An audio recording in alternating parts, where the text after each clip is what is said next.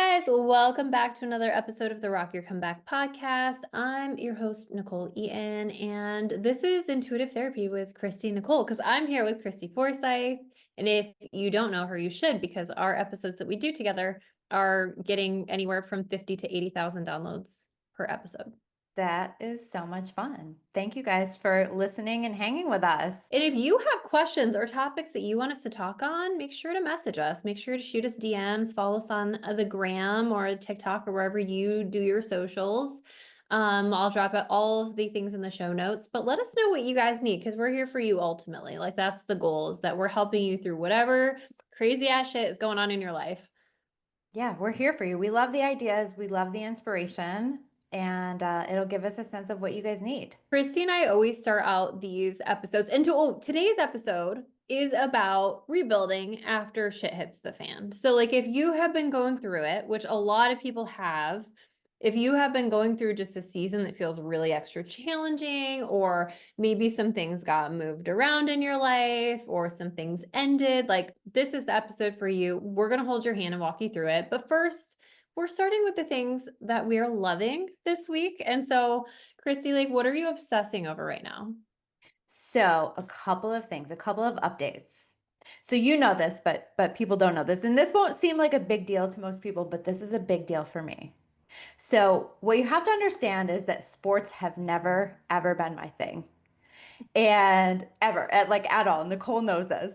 And I mean, certainly like I dated people who played sports and things like that, right? But like I never really cared that much and was never that connected. And so this year my kids randomly decided that they were going to play soccer. So all of a sudden, out of the blue, I'm a soccer mom, and I have to say, I kind of love it. Like I'm ready, like if you can see me on the video, I'm ready for the game today because I have to leave right after this. And like it's so cute. Like they're so cute out there. And I love watching it. And I don't really understand what's happening still, I'll be honest. I don't know when they call things and all of that, but I know when it goes in the net or basket, whatever it is. I know when that It's happens. And I'm soccer, like right? having a blast. Like it's so much fun and they're so cute. So that's one thing. The other thing is like I'm working on an Oracle deck right now. So I've been designing these images and I'm literally obsessed. It's so much fun. I'm having so much fun. It's like the only thing I want to do with my time right now. And it like I'm just having a blast like designing this little magical world and all these magical little people in it. And I can't wait to release it. I'm working on a fiction book right now. And so Christy and I were talking the other day, and I was like, what happens if I don't want to do anything other than make bread and just be in my little fiction world? Because I'm like really enjoying that. So we were like talking. She was like, I'm in my Oracle deck world. And so we're just kind of in our respective holes of creativity. And Yeah, like don't bother me. I'm working on my Oracle deck. Like I live here now. I love This it. is what I want to do.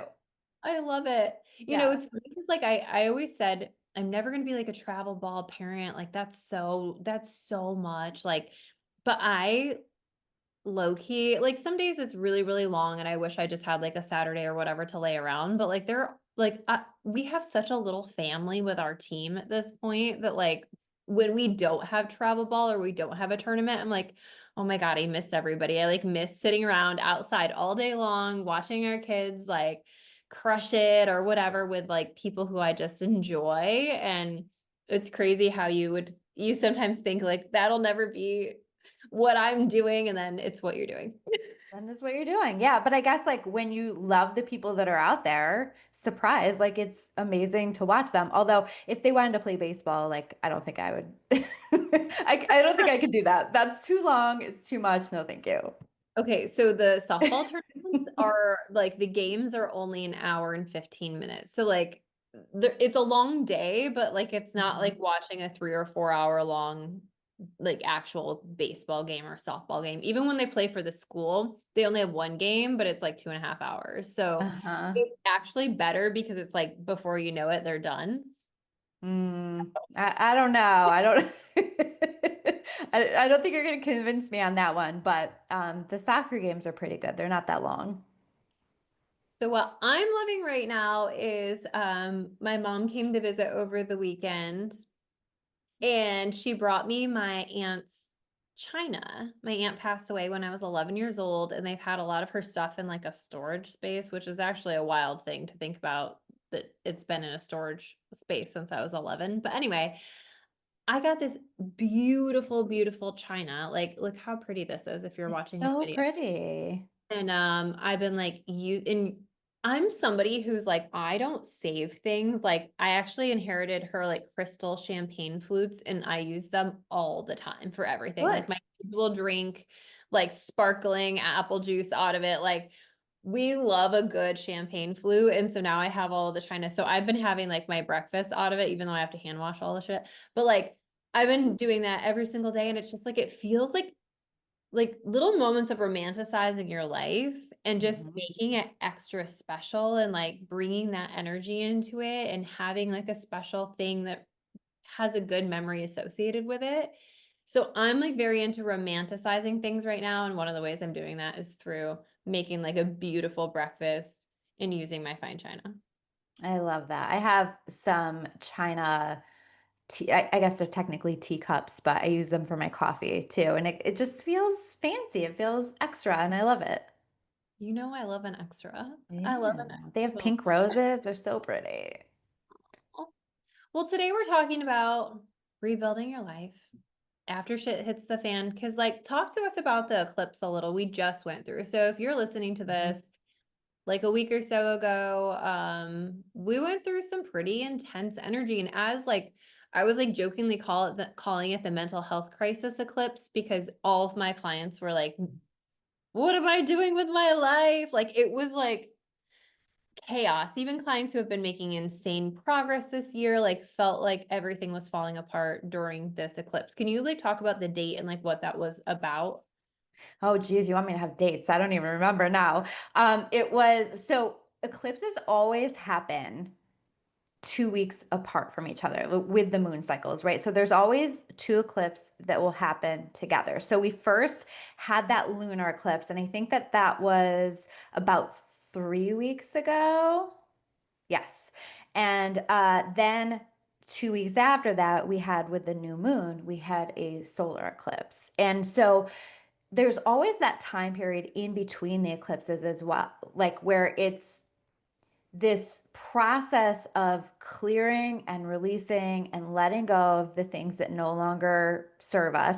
And I always say that there are tower moments because I refer to a lot of things through the themes from the tarot. And so the tower in the tarot is about things falling apart that were never built on solid ground to begin with. And so the things that fall apart through eclipses are things that just aren't meant for us anymore, weren't built on a solid foundation, aren't part of our highest life path, that kind of stuff. And so we see around the lunar eclipse a lot of that clearing process that's happening. And then with the solar eclipse, that comes in and it just shines a light on what else we need to understand in terms of getting us on our highest path. So all of this happens, and I describe eclipse season kind of like it picks us up out of situations, things, relationships, whatever that no longer work for us, and it puts us back down with the opportunity to choose our highest life path. But when that happens, there's absolute chaos. That usually, or not always, but a lot of times I find a lot of things are falling apart for people. A lot of people are having these tower moments, and we're kind of on the other side of the eclipses, scrambling, trying to figure out, okay, like what do I do now? Things have fallen apart. My life has fallen apart. I feel like I'm falling apart, whatever that is. And so now we're in this place energetically where it's like, okay, new chapter that we're starting, but what do I do now? And how do I rebuild my life on the other side of some things falling apart? Okay, so here's how I was seeing it in clients and even like a little bit within myself of like it wasn't even necessarily external things happening. It was an awareness of where I am is not where I want to be and I don't know how to get there. Like it was more of like I can almost feel and see into my future, but here I am. And it's like all this contrast, all of these like all this feelings of like I'm not where I want to be. And like, where is the pathway coming? Like, I've been working at something for a while. I've been doing this for a while. Like, I was getting these same stories over and over again from everybody. So it wasn't even necessarily like anything major happening. And I've seen like some retrogrades come through where people are like, fucking dog died and my got in a car accident. And like, it's like sheer external chaos. And I felt like, at least what I was seeing with my clients and myself, it was almost more of like internal chaos and decisions that needed to be made from that internal chaos and clarity. And I feel like, though, everybody I talked to really ended up in a space of clarity of like, okay, Mhm. I know this is what I want now, or this is how I need to make this work. So I feel like we're now like stepping into that of like, okay, I think that the thing that was messy was really, and to go down the rabbit hole just a touch, I think we're toggling between timelines. I think we're Mhm. really saying, okay, are you going to be this old version of yourself? And are you going to keep doing the old version of you things? Are you going to keep being in the old patterns of your life and thinking the same old ways that you've been thinking? Or are you going to take a chance? Are you going to step into new energy? Are you going to step into your new life? Are you going to go into the unknown? And like, I think that there is like this temptation, but there's a safety that pulls us back. And that feeling, that energy of toggling between two worlds and two timelines can make you feel batshit crazy. Absolutely. Totally. And you're right. Like it's a lot of it, witnessed a lot of people having that be external, but a lot of it was internal for other people as well, or a mixture of both if you got really lucky with all of this, right? So, like, your outside world was falling apart, your inside world was falling apart. But it's like what that's about is breaking down those paradigms, it's breaking down those stories that we tell ourselves so that we're willing to look at the world in a different way. And sometimes, like, we have to get a little chaotic inside or outside in order to be willing to do that. And so, a lot of what we were letting go of was these old stories, these old limiting beliefs. And now, the choices, the energy that we're in is like, what is the story that I want to choose for myself now? And can I move accordingly? And I think that, like, that's this what we want to be doing right now is in taking those steps and identifying how do I want to move that's going to support this new story, this new chapter, and to allow that to be my highest timeline, my highest path, the path that is my favorite. Yeah. And I think the thing I want to remind people about is like, as we're getting clear and as we're manifesting and as things look like they're seemingly falling apart, you cannot have the new thing, you cannot have the new experience, you cannot have the new feeling without a level of disruption. And so sometimes people are like, I started manifesting and things look really crazy, just in general, right? So we can talk about the eclipse, but we can talk about anytime you're changing your life, it might look messier before it looks better. And so that is to create room. Like when you're in a tower moment, no matter what it is, like I want you to really strongly consider that it's for you, not against you. That the universe is working for you and with you and not against you. Now, I've seen people go into like the victim mentality, right? Of like, oh my God, all this stuff is happening. And they spin in that and they create more of that. And so if you're still in that and you're still in that eclipse energy where things went wrong and you're fixating and pouring into them, I just want you to take a step back and say, okay, well, now where do I want to go? Like Christy's talking about, right? Like, what is the new story you're going to tell yourself about what you get to have, be, and do and experience and who you get to be in the world? And I think that locking into that energy helps you move towards it. When things go wrong or things feel hard, we can tell ourselves a lot of stories. And you can either feed into the chaos with the stories you're telling yourself, or you can pull yourself out of the chaos with stories you're telling yourself. So, what if this season is happening for you? What if this experience, this thing that shifted, this relationship that ended, this job that you got fired from, like, what if this is all happening for you so that you can step into this new timeline, this new energy, this new version of you? But you have to be mindful and aware of like, how am I talking to myself about it? Because that's either creating more of it or putting you into the new place that you're trying to go and that the universe is trying to let you go. That's tape that we want playing in your head all the time right now is to look at everything and say, oh, that's happening for me, and that's happening for me, and that's happening for me. And some of it you're going to look at and you're going to, like, part of you is going to say, that's not happening for me. That I don't like that. That doesn't look very good. That doesn't feel very good. All of that, right? But when we can just start to approach it and say, nope, that's happening for me. That's happening for, this is all part of a bigger plan, a bigger picture.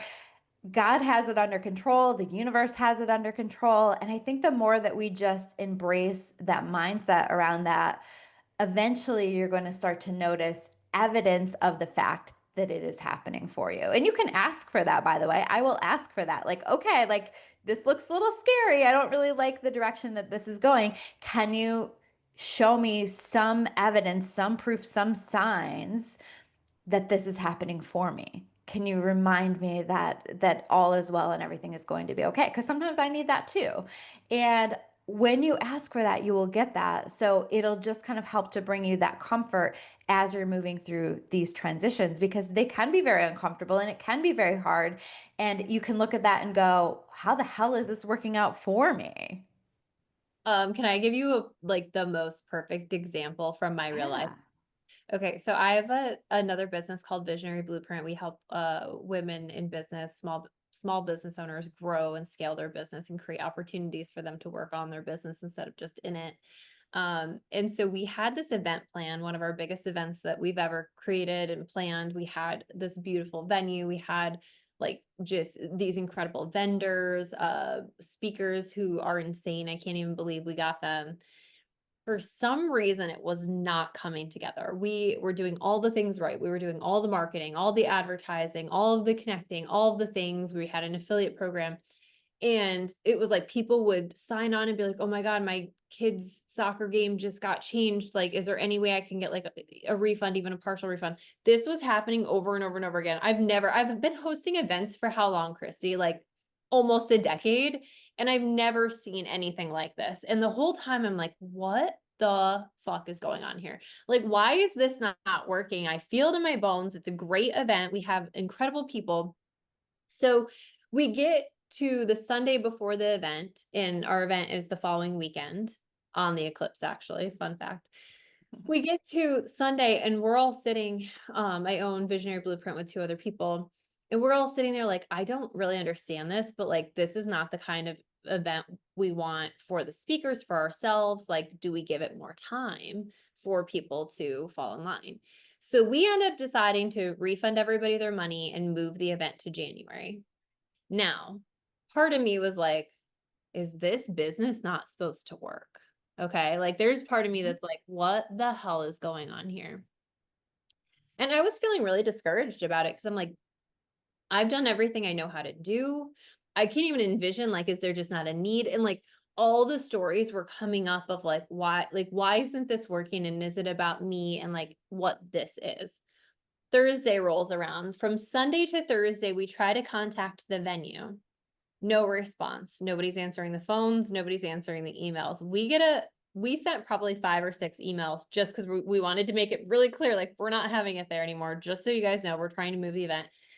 We get an email Thursday at like noon, and they say, it's just a very quick 1-line email that says we have to cancel your event. Something's going on. We're having issues with our landlord.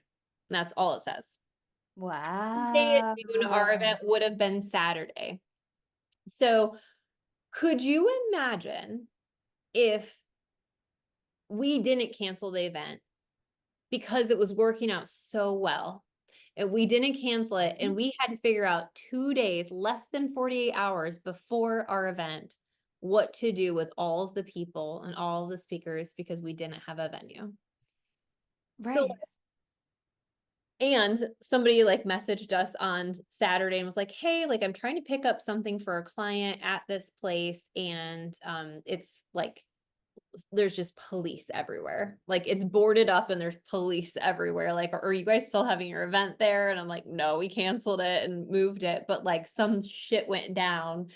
Um, so the moral of the story is like, I could have fed into the story of why that wasn't working and made it about me or my business, when in reality, it had nothing to do with me. And God was like saving our asses. because if we would have had to find a venue last minute, like, could you imagine? And so like sometimes the things that don't work out are not because of you. Sometimes Right. that work out don't work out are because the universe is looking out for you and has a better plan and you just don't know it yet. So this is what we're talking about with like you can feed the story one way or the other. And you have Mhm. to be really, really, really careful about what story you're feeding. And there's a decision that everything gets to work out for me. Absolutely. And I want you all to reflect back right now in your own life and think about times that you were really disappointed by something that happened, or you struggled with something falling apart, or a shift that was happening in your life. And now looking back, you look at that and you're like, thank God that that happened, because if that didn't happen, then this wouldn't have happened, or I wouldn't have had this experience, or I wouldn't have learned this thing, or whatever it is. And some things, it's hard for us to look back and understand why they happened the way that they did. But a lot of things we can see it with some perspective too, when we kind of understand, oh, what's coming next. And I think we have a lot of exciting things that are coming next if we can trust the vision. Well, and I think like trusting the vision also comes with trusting yourself. Mhm. Like you can trust, I think that sometimes I hear people talk about like, oh, like, God is doing this for me, but what are you doing for you? Like, how are you working on yourself? How are you working on your thoughts? How are you manifesting? What actions are you taking? There's a, there's just such a huge difference between things working out for you or not working out for you because you're not doing your job and things not working out for you because God has a better plan. Like there's equal parts that we are working with the universe at all times, and we have the relay wand and we pass it off. But when it gets passed back, we have to do our job or we're not going to see the fruits of our labor.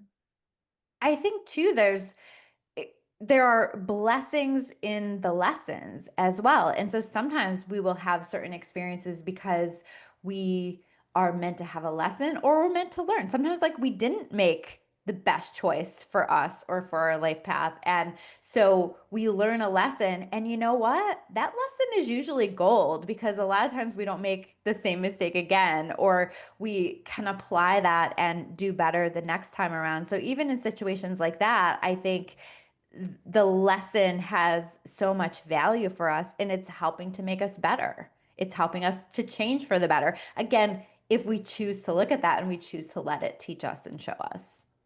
Well, and even with that situation, we were like, whoa, we need to be creating contracts for this stuff so that our assets are protected. Because if we would have canceled on Thursday instead of Sunday, we would have owed a lot of people money. It worked out on Sunday that nobody had ordered the amount of things that they were supposed to have for that event yet because they were doing it in midweek. It just worked out, but we would have owed a ton of money to a ton of different people if we didn't cancel when we did and we had it canceled for us. So like now we're like, okay, we need to have written contracts with these venues. Even if they're trading or volunteering their time or whatever, that we are still promoting them and they're still a sponsor of ours and we need to kind of protect ourselves. And so definitely look at the lesson. Definitely look and make sure you couldn't have done anything different. Like definitely consider what the ramifications are if you don't change this one thing and like how that could impact your wallet in the future. Absolutely. I also think that there are times like this when we're picking up the pieces and we're trying to figure out, like, where are we going next, that it's an opportunity for us to step into a more extreme level of self-care, to bring that focus back to ourselves, because sometimes that's what we're needing. And we're in Libra season now too, and Libra season calls for balance, and for us to figure out where is something out of balance and how do I bring that into balance. And so it's a perfect time right now for us to take a look at that and ask ourselves, what do I need? What would help me to feel more balanced? How can I pour into myself more? Because you're never, ever going to regret that. And that is only going to manifest better things into your experience as you pour into yourself, as you work on yourself, as you focus on how do I make myself even better. This is the season for a glow up in every possible way if you use this energy properly. Well, and I'm just a firm believer that you're either creating your life or you're reacting and responding to it. And so there's no creating if you're not taking any time to sit down and do that self exploration, to sit down and work on yourself, to sit down and take care of yourself, to sit down and do the inner child work if you need to do the inner child work. Like, all of those things require intentionality. And if you're not curating a life that is intentional, and you're not giving yourself an opportunity to take good care of yourself, and even like, I'm really, really good at this. This is something that I'm like really steady in. But this week I had company, my kids had a bunch of stuff. I spoke at a ton of different places, and I didn't get a workout in for like 3 or 4 days, which is, I don't necessarily work out to have like to look sexy naked. I mean, that's a bonus, but like, I work out because it clears my energy field. And so by the time I got to Monday, I was like, oh my God, I am like, my joints feel stiff. Like, I feel so weird and off. And so it felt so juicy and good to like dive back into my workout routine Monday, and like for this week to just get back to myself, because it's like I was finding myself like getting into that energy of like everything was making me, not making me spiral, but like there's a difference between like being in the energy of the external world or creating your energy from the inside out. And when I don't take that time, I'm more susceptible to be created from the outside in and then the inside out. Does that make sense? Totally. Yeah. I mean, it's so important for me too. And I notice a huge difference if I'm not working out consistently. And I think we have to look at that for ourselves and to figure out what are the things that are so important for me to make sure that I'm doing just so that I feel good. So that because when you feel good, you're going to have a better mindset, a better approach. You're going to just feel more positive. You're going to manifest better things. So it's a very positive thing to be putting our energy into. So we want to make sure that we're doing that. Well, and like the thing too is self-care routines don't have to be hours and hours and hours long. Like, you can sit in your car for 10 minutes in between tournament games. Like, you can do things that are small if you don't feel like I have a lot of time. Like, take 3 minutes before you go into the meeting and set your intentions for the minute or for the meeting. Breathe up from the floor and ground your energy. Like, you can do subtle things throughout the day that returns your power to yourself, that grounds you in your body, and that makes you a decision maker of your life rather than just reactor and responder of it. So don't overestimate the time you need to spend to be intentional about what you're doing and who you're being and how you're feeling. I think that that's the most important thing, because I think as moms, like, I know I have a ton of shit on my plate right now, and it's up to me in order to like change that. Like, it's up to me to like make sure that I'm still doing the things that make me feel like the best version of me in all of that. As moms, I think we make sure that we nurture everybody in our world, right? We're taking care of everything and all of that stuff. And I think a lot of times what can get lost in the shuffle is making sure that we're nurturing ourselves. And to me, focusing on self-care, putting more emphasis on that, maybe even going into that extreme self-care if you're in a place of crisis or you're really struggling, is an act of self love. And when we act as if, then eventually we begin to embody it. So if people are exploring, how do I love myself more? I think a big part of that pathway is in just choosing ourselves and choosing that self care and choosing to check in on ourselves and nurture ourselves as often as we possibly can, because it starts to send that signal to the brain, oh, maybe I do love myself. Let it be easy and let it be fun, you know? Like, I just feel like the time commitment to it doesn't have to be large, but like the act doesn't have to be large. It can be a small moment you take for yourself. Like, that's self-love. Don't underestimate like just holding space for yourself, putting your hand over your heart, taking a deep breath, coming back. Like, all of that adds up. And any little moment you can do to like make that intentional time for yourself, even if it's 2 minutes, even if it's just taking a break, even if it's just tuning back in and listening to your body, because women are so fucking good at self-abandoning. Mhm. That makes such a difference for your mental health, who you are in the world, and the energy you put into manifesting and creating this new experience in life for yourself. And as you're rebuilding, just noticing those little wins. Now, other people might not even recognize that that is a win for you, right? But you know that it's a win for you. These like little steps, these little choices that you make throughout your day that are helping you to feel better, to be better, to do something in a way that's better. All of those are these little wins. And I think that it's so important for us to celebrate those, and you start to create a momentum for yourself, and all of a sudden you have win after win after win, and you create more ease and flow and peace as that continues. Well, and like give yourself credit where credit is due, because one of the coolest things that I love about working with clients, especially over time, is like I get to say, hey, you would not have had that thought a year ago. You would have Mhm. not have made that choice 6 months ago. You would have not have done this thing 3 months ago or 2 weeks ago. Like you're thinking different and feeling different. And I think thinking different doesn't always look like a magically different life, but it looks like a more peaceful one.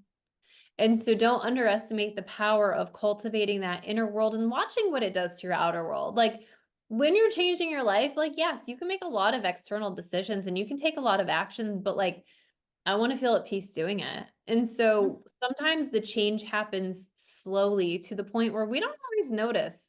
But I just want you to pay attention to the different choice you're making, whether it's in your thinking or in the way you're walking about the world, because that matters just as much as doing the thing. And when things have felt chaotic and they have felt as though they're falling apart, I think that people have this tendency to try to hyper control the situation that happens. Not everybody, but a lot of people will do this. And we try to like hold on to things with a tight grip, and we try to tell the universe like, nope, this is the way that it's going to happen, and we try to like force things and all of that stuff. And so if you're in that place, I would just encourage you to take a step back and let go of the reins a little bit, and let yourself make the decision to surrender this, because this energy is all about surrender and flow. Certainly, you can be intentional. Certainly, you can ask for what you want, but then let it unfold, let it flow. Wait and see what kind of blessings are going to flow into your experience. But if you're so focused on controlling it and forcing it and on something having happen a specific way, it can block the blessings that want to come into your life from actually coming into your life. So let go of the reins as best you can. LOL. Just kidding. Yeah, I think it's hard. It's hard to let that go, but I think that's the practice. And one of the things that I do, people ask me like, how do you get really good at manifesting, or how do you get really good at trusting your intuition? And I don't talk about this a lot, but it's like curating a connection with the universe. Like that for me is how I get good at manifesting. That is when I'm most effective, is when I can trust and hand things over. That is when I am most blessed, is when I feel like, you know what?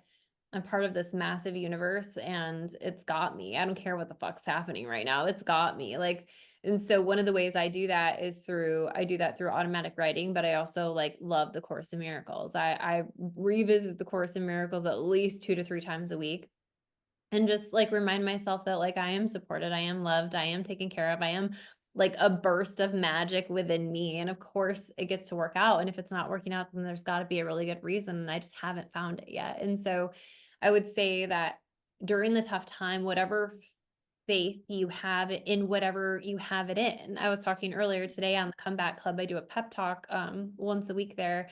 And I was saying, like, I don't care if you don't believe in God, and I don't care if you don't believe in a universe or a higher power. There is so much science that says when we command our subconscious to look for things, it will start looking for things. There is so much neuroscience in just telling your brain what you want to see. And so even if you're not willing to cultivate that, we can talk about the power of the subconscious and the subconscious brain, and the way we can curate that. So it's still doing kind of magical work for you, even if you're not calling it that. And even if you're not in that headspace where you are faith-based in a higher power, magical being kind of way, that you can still do this work and you can still lean in and trust something other than yourself. It's a beautiful thing to feel like you're collaborating with something that's bigger than you. To feel like you're part of a team that is always looking out for you, that is always supporting you, and can see where things are going and has a plan to support you on your best path. I just like, for me personally, it brings me so much comfort. It brings me so much joy and peace whenever I lean into it. And I think that spiritual connection, even if it's you don't believe in a higher power necessarily, but maybe your connection is to the earth, whatever that is. Like maybe you work with the elements, whatever that is, but just some kind of a spiritual connection. I think we as people were built to be physical beings, emotional beings, psychological beings, but we're also energetic, spiritual beings, and we need that. We need that. We need we're social beings as well, so we need that connection to people, and we need that connection to source, God, universe, whatever that is for you.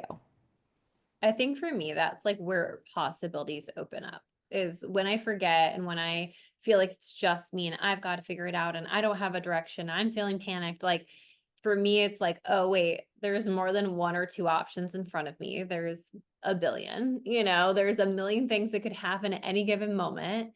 And I'm inviting that in and I'm handing that over. And I think for most people, like, and specifically for me, it's like it goes from feeling really scarce and hard and stuck to expansive and pouring in of opportunities. And, there's always times where I've wanted to like, give up on stuff, right? Like we all have those moments, but like anytime I ask the universe, it's like things switch around for me in a minute, and it can be that fast.